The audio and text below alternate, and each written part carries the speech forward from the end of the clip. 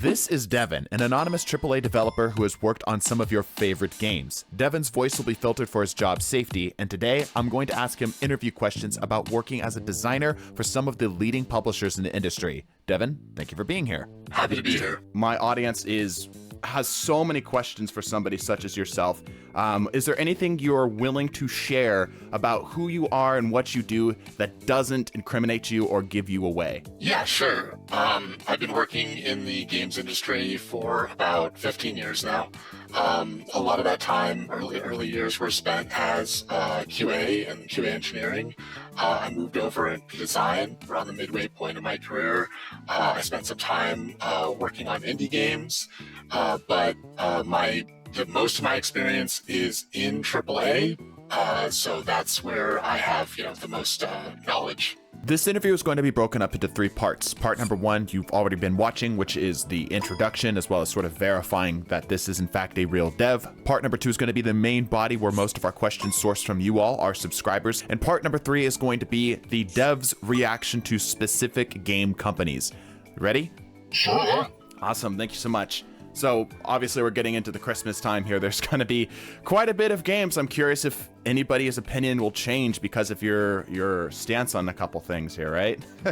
I mean, maybe. I think gamers as a whole are pretty opinionated, so I don't know how much I'm actually going to change anyone's opinion. That's honestly a fair point. And with Christmas coming up, now's the best time to go hunting for long-lasting practical gifts, which is why this video is sponsored by Exter. Wallets are one of those types of things that once you find a good one, you only really need to buy it once. And this professional-looking, ultra-slim, premium quality, and RFID protected wallet fits that bill perfectly for me. Fellas, look at this. Oh, damn, that's cool.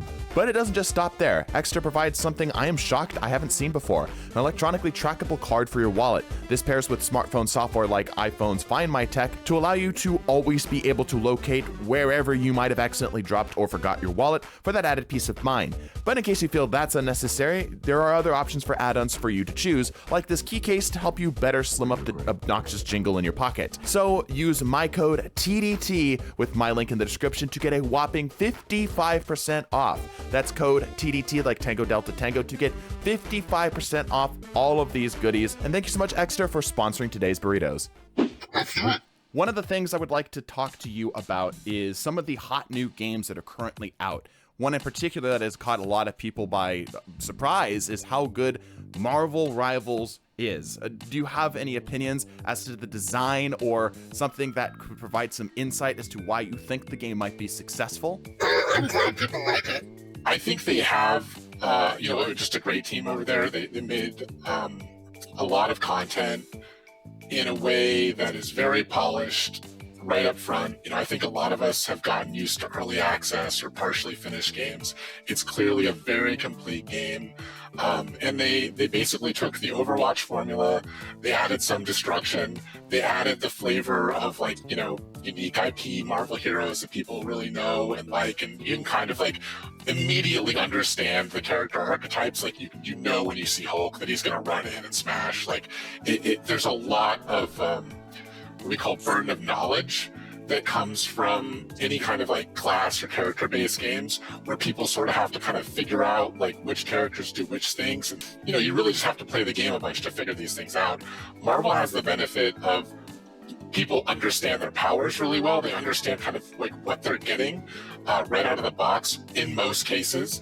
And so you go into those matches almost immediately knowing, okay, I know that Scarlet Witch is going to be hurling a bunch of magic at me from afar. I know Hulk's going to be up close, and it lets you both learn the game very quickly, kind of know what to expect, have your expectations met, and they're just using a really kind of tried and true formula with the Overwatch hero-based shooter.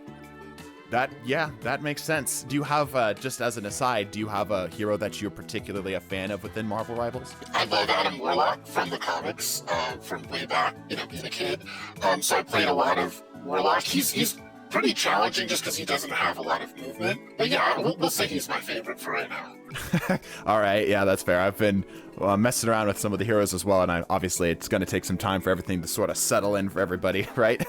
One of the things that I when we were talking back and forth is I asked you what are some of the things that you want to talk about. I'll just kind of jump in the middle here. I have thoughts on the perception of DEI in games, for instance. I'd also love to dispel some notions people have about the AAA companies' work in terms of decision making and especially risk taking. Let's start with the first one here, though. DEI. For the people who are uninitiated at home, can you share what that is and what some of those perceptions that some people have are? Can you share some of that? Yeah, and granted, this is just my take on things. It's not like I have I've done a deep study on what, the general gaming audience, thinks and feels about DEI. But to sum it up, diversity, equity, and inclusion is DEI. And it's basically stories or characters that don't really fit a game kind of being shoehorned into a narrative in a way that is preachy, I think would be like how I would define like the perception of DEI in games. Right. And what are your thoughts on that perception? Do you feel like it's accurate? Do you feel like it's maybe a little misguided? It's not wrong entirely, but it's not entirely correct either. You have to realize gaming, just the whole history. It's a very male-driven industry. I don't think anybody would argue with that. The history of it is very, male-driven. And as time has gone on, the market for games has gotten broader. And game companies who want to survive make games to appeal to more people. As a general thing, there are things that different groups of people go for. I don't think that's a hot take. And so games have evolved to serve different groups of people. And one of the, overarching political ideologies is aligned with what people call DEI right now. And those games, even though there's a large group of, we'll say, core gamers that it does not resonate with, it's still an attempt to bring in people into gaming, which is the same thing games and game studios have been doing for decades. It's just like maybe the step too far, I guess, for a lot of gamers. And I think there's a lot to be said for the comment, a game made for everyone is a game for no one. That's kind of where we're at right now. And I think gamers have recognized that, like correctly recognized that, and they're labeling it as DEI and labeling it as a lot of other things. But people are just hungry for an experience that is sincere.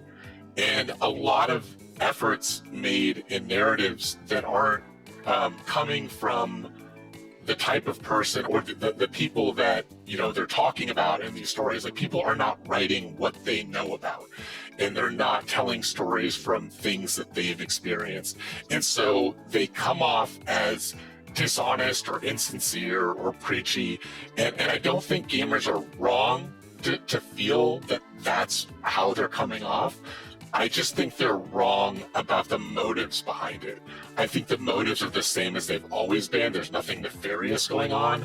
I've never been pulled into a meeting. It's like, all right, we need to add 3 times more women and 2 times more minorities, or anything even remotely like that. That's just not happening. Not in my experience. I'm not saying there's not a company that does happen. It might happen at some company, just never in my experience. Fascinating. So what you're saying is it's not necessarily a failure of motives, but it's a failure of execution. Like, the motives aren't directed at forcefully, the DEI. It's not forcefully trying to include things for the sake of just including them for the sake of including them. It's more that they're trying to include more people in, but the execution perhaps comes off a little bit insincere. Yeah, exactly. Interesting. That's a very nuanced opinion, and I'm glad, like, it's so easy to go on Twitter and such, right? And to see just apostrophed emotions, right? Just short, abbreviated, not a lot of depth or nuance, right? And it's conversations like these that I really value, and this is the main reason why I love doing these interviews, because nuance is, I feel like, a bit of a dying art. And obviously, there's not always going to be a black and white for some of this, and I appreciate the carefulness and the depth that you went in on your answer. Thank you. You're welcome. Also, something you mentioned here is risk taking. So obviously with something like we've done 2 dev interviews now with Call of Duty developers, both backends, right? And one of the things that kind of continuously comes up with regards to as a critique for the Call of Duty franchise is stuff like risk taking and such. But obviously this idea of risk taking applies to other games as well. So what is the line for risk taking? What is the thought process? What is the motivation? And, you know, do you feel like it's on too much of a low? There's not enough of it. There should be more. Well, I'll start by saying so outside of the indie space, I have never been a game director. It is a difficult job.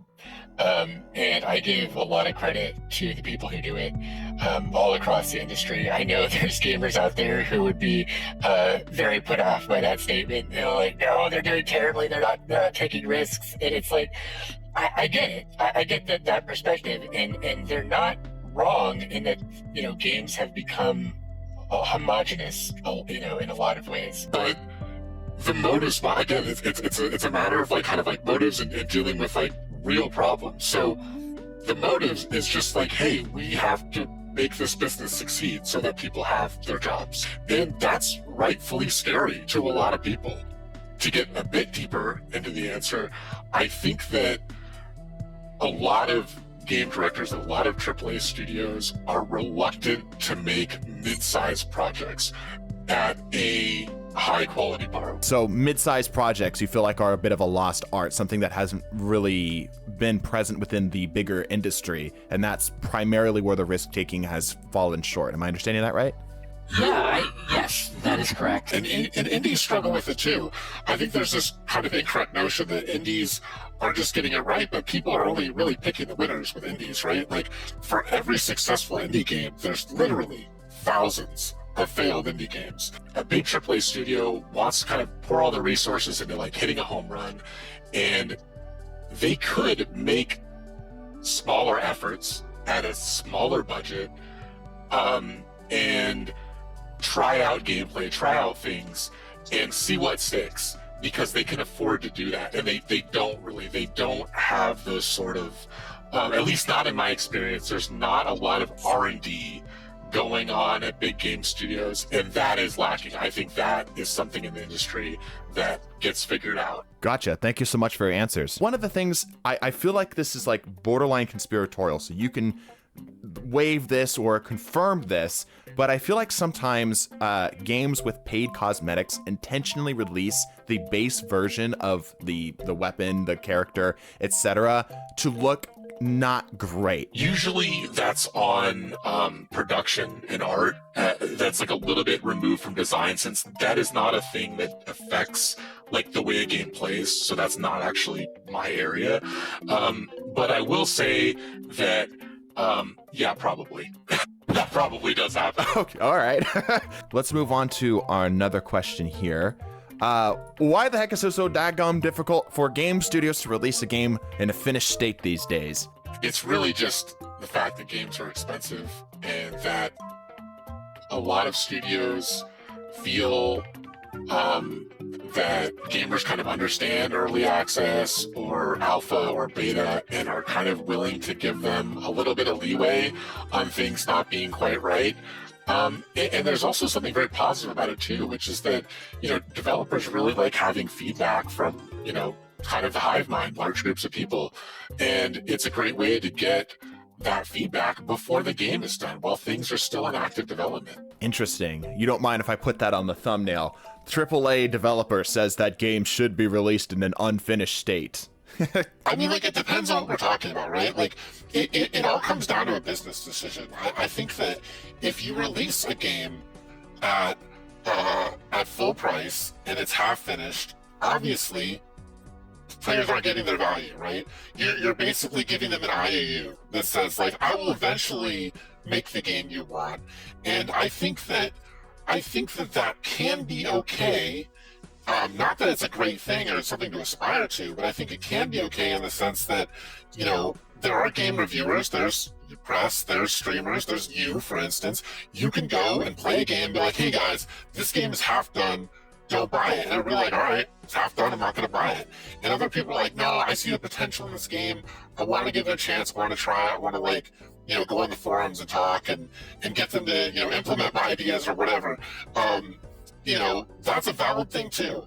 And it is, in AAA, it just seems bad because people are like, oh, they have all the money in the world. And that's not as true as people think. Like, it's very, very expensive to make games. I mean, if you go and look at a list of some of the biggest studios, some of the most successful games in gaming history, a lot of those studios don't exist anymore. Interesting. Okay.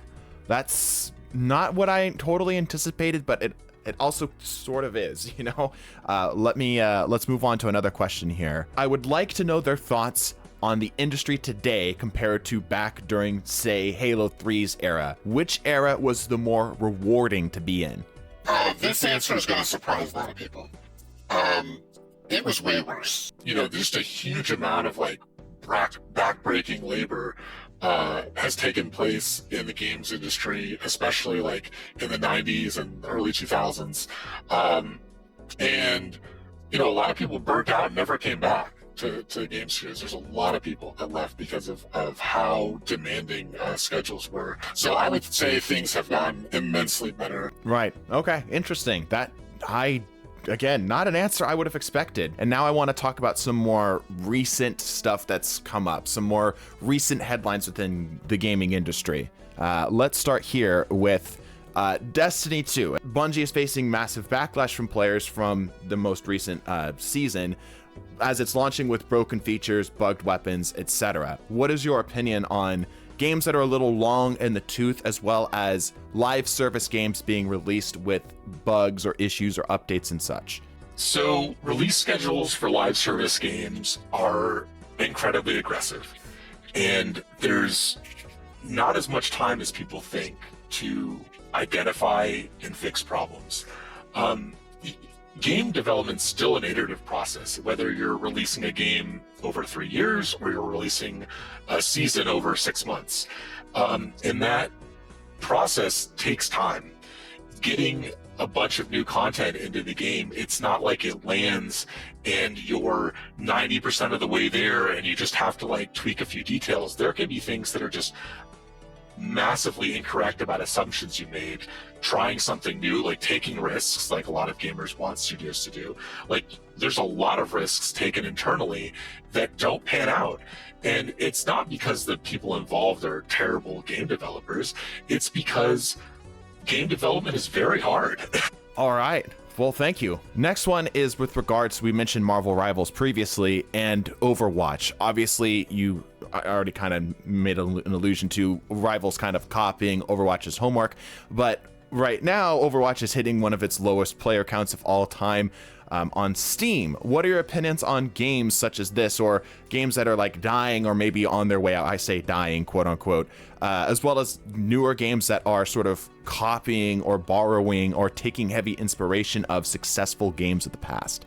Games that are dying, I think that's just the natural life cycle of video games. I think they are, obviously, you sit down and watch a movie and it's 2 hours. We kind of all make that agreement. Anytime we sit down and watch a movie, it's going to take roughly 2 hours of our time. With a game, that varies a lot more. You might have a 10-hour game on the shorter side, and a multi-hundred or multi-thousand-hour game on the longer side if you're talking about something like a hobby investment in a MOBA. But games dying is just a natural process. New games come along. Game developers crib from each other's work. That's just a natural part of the industry. That's a natural part of the art. And there's really nothing wrong with it. It's when things are outright stolen, obviously, that becomes an issue. But games are going to die. They're built to die in the same way that you wouldn't continue watching The Godfather for 1,000 times. Right, gotcha. So you feel like the perception that games should be a perpetual motion machine is a little misconstrued, that games, even if they are designed to be, maybe even decade-long lasting games, eventually do need to go through the natural cycle of, moving on to the next project. Am I understanding that right? Yes, exactly.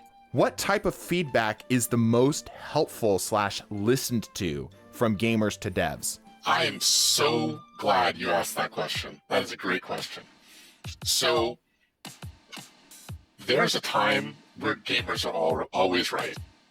It's this magical thing where every gamer can be right. And I know that must sound contradictory, but it's not, because every gamer is right about the way they feel about a particular system or a particular thing that happened to them in the game. Like, I didn't like this. This sucked. This was really cool. That sort of feedback on like a boss fight or on a loot system or an inventory system, whatever it is incredibly valuable, because there's no other place to get that feedback from than, gamers en masse.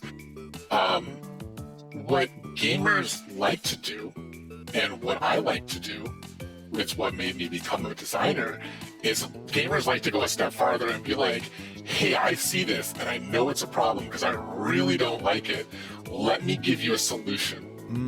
And that isn't to say that their solutions are all bad. In fact, I would be willing to bet you that on any given design decision I make in a day, if I were to, farm that decision out to a lot of other people and then meticulously go through all of their suggestions, I would find something better than what I came up with on my own.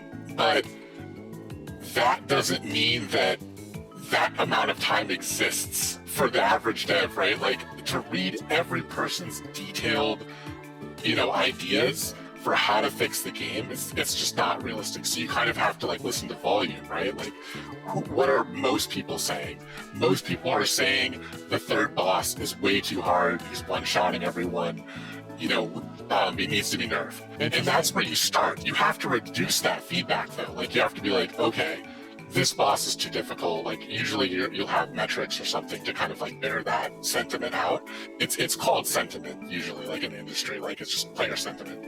Interesting. Okay, with regards to that, because now you have me interested, we've made a good portion of our identity on YouTube to be providing suggestions for things. The conception that we had was that simply just saying, I don't like this or I do like this, was potentially unhelpful, which seems to be potentially contradictory.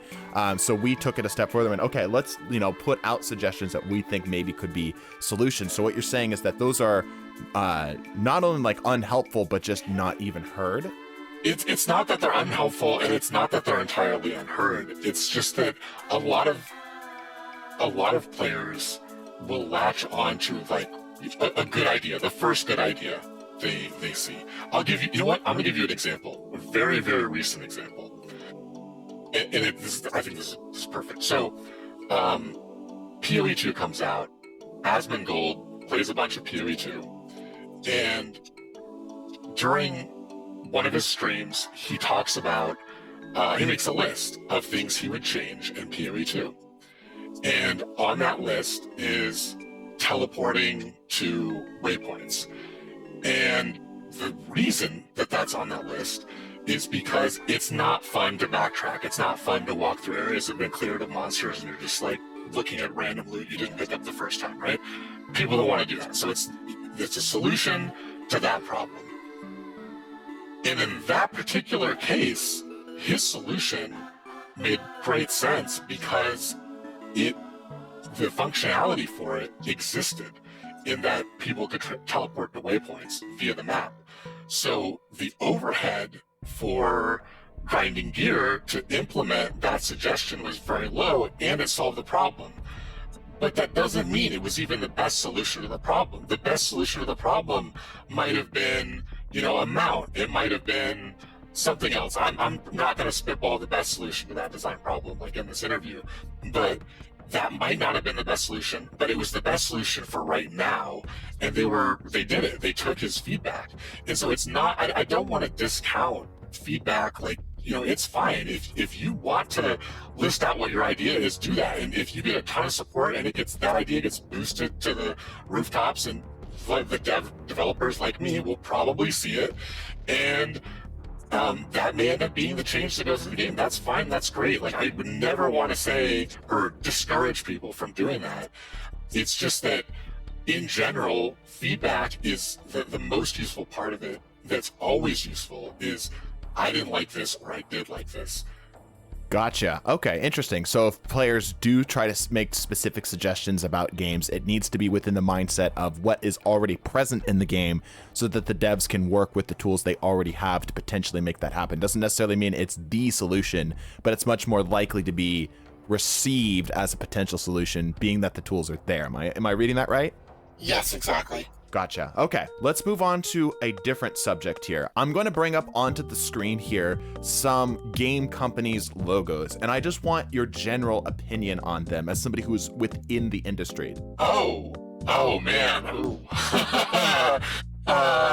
Okay. I'll do this. This is a little risque.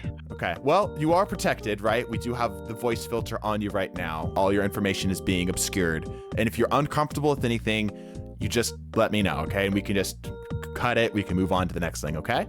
Sounds good. We'll start from the top. Oh man, I don't even know what Mojang's up to now. I mean, I know when I'm just gonna blank on his name right now. The founder, Notch. Yeah, when Notch was leading everything, like he has a small team. I mean, they were amazing. I have no idea about what they're doing now. I think I've heard some complaints about content coming out slowly, like they just don't release enough. But I don't know. I really generally don't know. Okay, fair enough. Obviously can't expect you to know kind of everything. Moving on to the next one, Blizzard. Yeah, they're struggling, right? I don't know.